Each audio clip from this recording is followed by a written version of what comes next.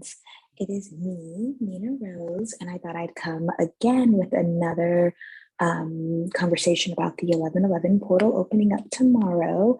I thought today we could look at the transits as a whole and see what they have to offer us. So,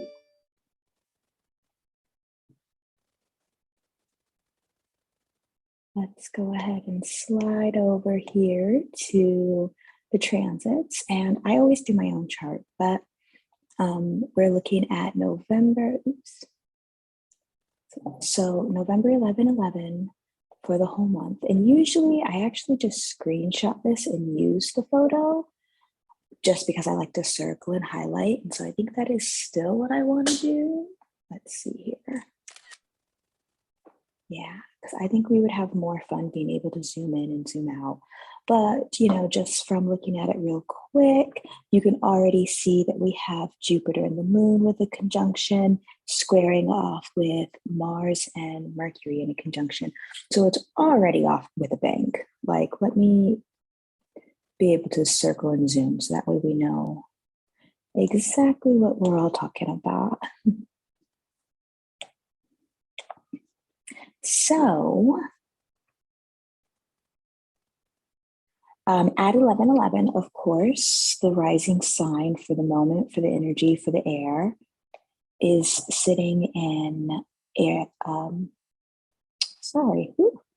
Capricorn. I don't know why I wanted to say Aquarius, but it's because there's so much action going on down here. I love it. But it's sitting at 4 degrees in Capricorn. So for anybody who's going to have an alarm going, or anybody who's looking forward to making a wish 11/11/21 at 11:11 a.m., or, I would do a PM chart, but not many folks are up late at night. So I focused on this AM chart. With it being in Capricorn, that's a big window and a good opportunity to go ahead and start manifesting some financial shifts, some financial changes, some long-term career goals, things that you want to have accomplished, things that you've been envisioning that you can accomplish yourself. This is a big window for success. And since it is also conjunct with Venus, I'm also anticipating a lot of declarations of love, opportunities to find love, jumping in at love. We have to remember that Venus is going to be retrograding later in Capricorn. So I think it starts next month in December. But in all honesty, a lot of what's about to happen in this transit here with Pluto and Venus sitting in Capricorn. I mean, that's not what today's about, but I can assure you that there's a lot of energy moving and shifting and gearing us towards a lot of marriage, to say the least. And I say marriage with like a grain of salt because we recognize that the cardinal cross of existence has a lot to do with society's expectations, society's pressures upon us. I'm sure if you look up the collective society, there's probably a rising sign within the quadrant. But for the most part, it's telling us that, we need roots and we need legacy. And with Pluto drawing so much power and Venus coming down, it's really asking you what happens after. I don't do too many studies on men specifically, but a lot of men during this Venus transit are going to start questioning themselves about their family, about their legacy. A lot of folks who haven't had kids yet. But specifically, there's this problem with men who really believe that they have, all they have is their legacy and all they have is what happens after them. And of course, this is like going to be like heteronormative types of men that have these big ideas of family and portrayals of. And so you'll just kind of watch one by one, different people getting married, different people having moments, different people announcing pregnancies, extending families. That's been going on for the last 4 days or so. It's going to continue on throughout the retrograde. So kind of brace yourself for that. Go ahead and start shadow blocking people now because Capricorn's influence and Pluto's influence over Venus is going to be huge. Of course, for our wish manifesting at 11/11, we're also dealing with Venus, Pluto and Saturn all in the first house, which is also going to be energy kind of gearing it towards making sure that you're manifesting for you, that you're making your prayers and your wishes for you. I mean, I know that there's a lot of group healers and group astrologers and group items, and we don't have any planets in the 11th house, nor do we have any planets in the 7th house. And I think only Neptune is sitting in the 3rd house. So as far as socialization goes, it's not necessary to do any of this in a group. If you want to do it in a group, great. But a lot of this energy is geared just towards you, just towards your power. Within that group energy, it kind of is implying that groups of people that you trust and that you value a great deal, those are going to be the types of people that you want to do any manifesting with. But for the most part, this is a good energy to focus on you, focusing on restraining yourself, pulling back, working on patience, mastery, understanding now that Saturn's out of retrograde, we are free to live our karmic patterns as they should be, rather than kind of super forced and spun around in its different ways. So recognizing and respecting that all of this is going to be sitting in the first house at 11:11 a.m., it's going to help you manifest whatever you've got those wishes on. And then just to kind of get to the bottom half of the chart here, you're also looking at having a very large second house. And of course, we have to remember equal and opposite. If you have a large second house, you have a large 8th house. If second house is everything that is coming to you financially, then 8th house is everything that's going to be taken from you in this time. And so as we can see, we've got a pretty empty 8th house for this manifesto. So don't think too heavily on debts. Don't think too heavily on things that are holding you back or holding you down. This is a very opportunistic kind of wish making. When this portal opens, when things are shifting and moving in its favor, you're going to have the moon at 21 degrees. We know that 21 is ruled by Sagittarius. And then we're going to have Jupiter at 23 degrees. And we know that Jupiter is ruled by Aquarius. 23 is ruled by Aquarius. And so having Jupiter and the moon sitting in some very lucky spaces, everything I had just said about don't worry about your friends, it actually comes right back into play, because they are here to help you and they're here to manifest everything you want. And so it's going to be independent and togetherness. And so trying to balance out the two, it's going to seem weird or hard, but it's not if you've got people rooting for you. If you've got people in your name, in your honor, living, breathing, just being excited for you, then you're absolutely going to see them here in this moment, manifesting, investing, and spending their time and energy into you. And this is definitely an aura of love, in my opinion, because second house is ruled by Venus. Therefore, your friends love you. They want the best for you. Sharing your emotions with them, sharing your wishes and your dreams with them is going to have a lot of benefits to it. And then we slide here into the 3rd house, where we see Neptune still the lonely fish of the Pisces at this moment, at this point. Not even very many aspects really going on, with the exception of it sextiling with Pluto.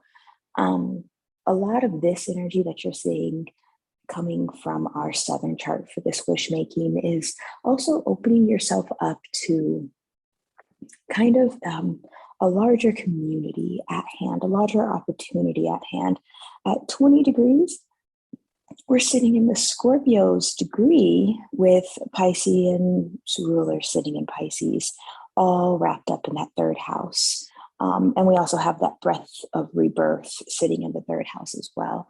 And so that's going to kind of tell you that there's a lot of conversations that need to be had, that need to go on.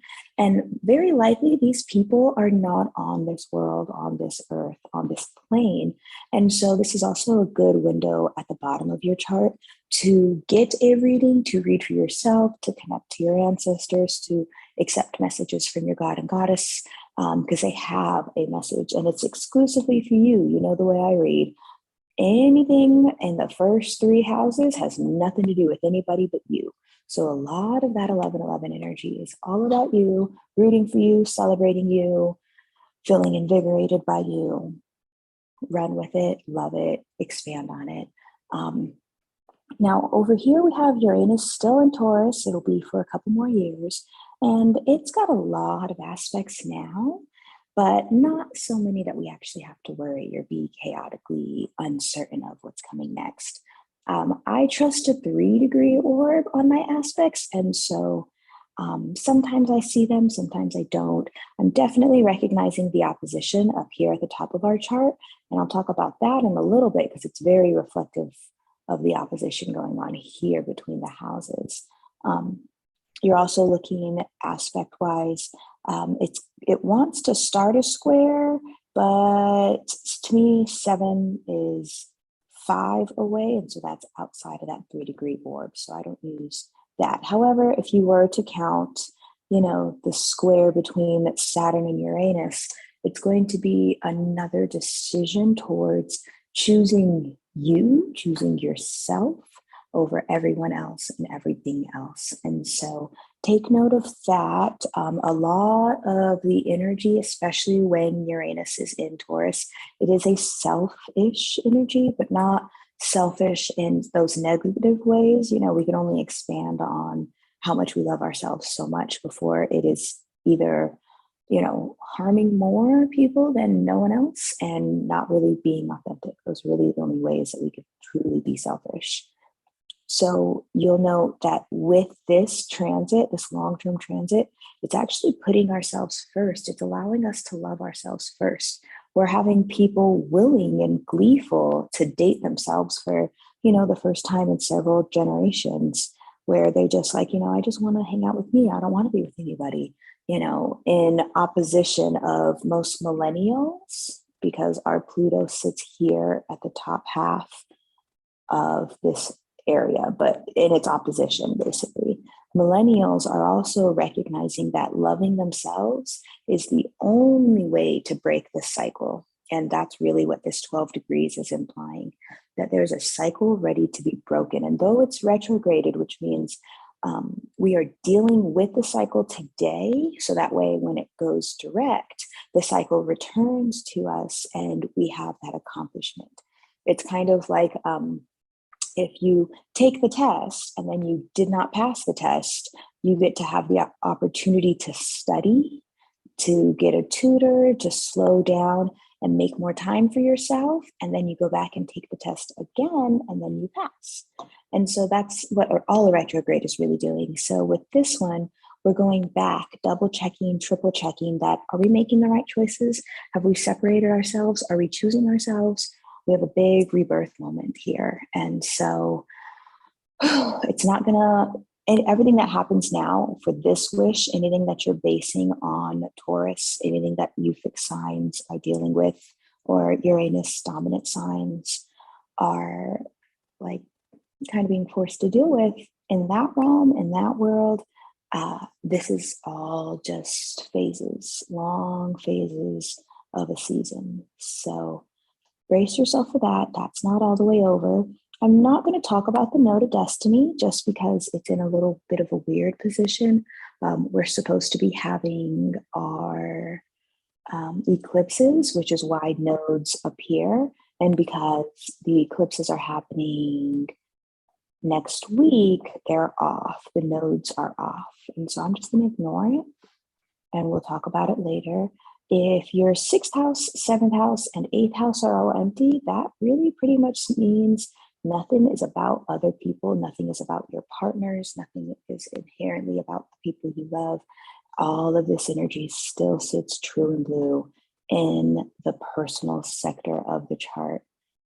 And of course, as we go to the top of the chart, when it comes to manifesting, we are sitting with the midheaven at 23 degrees, which is really good news for me because I do have intentions on manifesting and my Mercury's at 23 degrees. So manifesting job success, which is exactly why I started the YouTube account, which is exactly why I'm reading out for you all now. These are my goals and these are my successes. So I'm taking a little mental note that the 1111 wish is a good opportunity for me.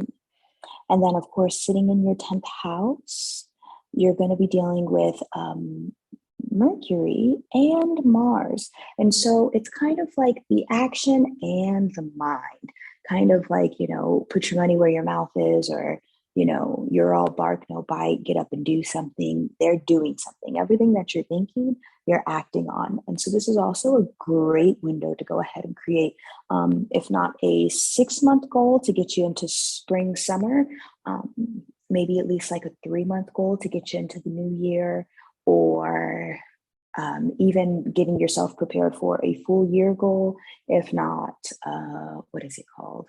Like a 5-year goal, or really just writing them all out. Because right now, your mind and your body are connecting in a way that they don't get to connect too often. The planets move at such different spaces and paces. Mercury and Mars conjunctions, they're pretty rare. I think annually, they probably only happen 1 to 2 times annually. And so it's not enough to be ready for it and to anticipate it. So take this opportunity, and especially take this opportunity to make these goals and these plans, because you're also attached to the other side. That's a lot of what the window is going to be doing, or excuse me, not the window, the portal. The portal is encouraging and begging you essentially to dive into the other side of the veil, to ask yourself what is real and what's not real, and how can you expand on that? Where can you take that? What will that do? And I tell you that it's talking about what to do with the veil, because you also have the sun training with Neptune. And so you have a window, you have a passage, you have an opportunity to dive deeper than yourself, to get underneath yourself, and to come out of yourself on top. And it's all sitting in your 10th house. And I see 10th house as legacy, as career, as the longevity. It's more than what I work hourly. It's more than my job that I have right now. It's more than the job I went to school for. It's the thing that brings me joy, and that joy happens to be lucrative. And so we have to recognize and respect that if you're not experiencing joy, and if that joy isn't lucrative, make some decisions, make some changes, and get yourself there. Get yourself where you want to be, get yourself where you deserve to be, and kind of deal with it. And then I love to talk about negative space in astrology, because not enough people do. And I think with the negative space happening all the way from the 6th house on through to the 9th house is already really telling us that we are not here for the attention of others, for the presence of others. Even a lot of the energy here is leaning into, if you're having arguments or disagreements with partners, they just aren't connecting with what you're connecting with. Or if you yourself has signs in any of these degrees, if you're a Cancer dominant or a Leo dominant, or you have Virgo signs, you're dealing with a lot of empty space, a lot of nothingness. It's kind of refreshing, because you're like, well, not my life, not my problem. But it's also very intense, because it is still happening around you and to you. And so a little bit of violence I can foresee coming out, whether it's the announcement of or the experience of. And then you're also looking at the T square. Well, they're not truly lining up on each other, and I kind of want to change colors so you can see it better. But no, I don't think that helps any. Let me get it thicker. I bet you if it's thicker, then you'll see it better. So from Scorpio to Taurus, and from Aquarius, we have 1, 2, 3, 4, 5, 6, and 7 planets just in the fixed signs alone, which means all the fixed signs have all this attention up until you start asking Leo what's going on. Because that means all of this energy, it's kind of like if you imagine like having a bunch of puppies in the room, and then you're like, wait, what's the quiet one doing? Quiet signs are never a good time. Quiet signs are never a good time. So Leos, if you're watching, if you're listening, be prepared. I'm not saying that that's going to be breakup energy or leave your partner behind energy or get married energy, but sitting between the 7th and the 8th house, you're definitely looking at a lot of projection onto others. And so, Leos, this is also a good time for you to just sit still and be quiet. If you can, if you don't mind trying, we would all deeply appreciate it. And it will definitely be in your favor in the long run. So don't do anything rash or irrational. Same with anybody who is a Capricorn rising. Try not to do anything irrational for the event. Sitting with all this Leo energy, it's just, don't do it. It'll be chaotic. Well, since these are just short videos and I don't have to stop and wait and pause for questions, I want to thank everybody for sitting down and watching with me. I hope they learned something new. I hope they got something out of it. And of course, I am always available for short-term transits, long-term transits, retrograde transits, and any other type of transit that you likely need or want. I even have this cool one where I go forward in time and backward in time, just at your discretion or your wishes. So, like, share, subscribe, follow, tweet, help me get out there. This is still only video number 3, so I'm working every single week on figuring out better ways to communicate with you all, to share my knowledge with the public, and to make new clients and more friends. So please visit my website, jninarose.com, to do any booking or any shopping of the sorts. And I pray you all have a lovely day and make lots of good wishes on 11/11. Bye.